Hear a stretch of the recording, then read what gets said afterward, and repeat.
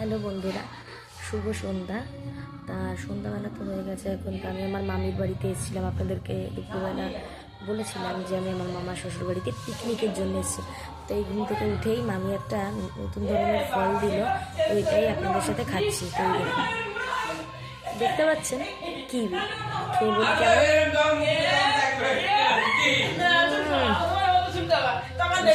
পাশে দিদা চেঁচাচ্ছে, ঋতু স্যার। এটা খুবই টেস্টি ছিল, টক টক।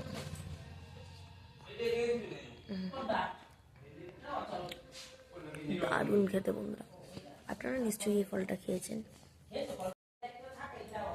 আপনাদের ফলটা কেমন মানে টেস্টি লাগে সেটা অবশ্যই কমেন্টে জানাবেন। এই যে আমার মামি এই ফলটা দিল আমাকে খেতে।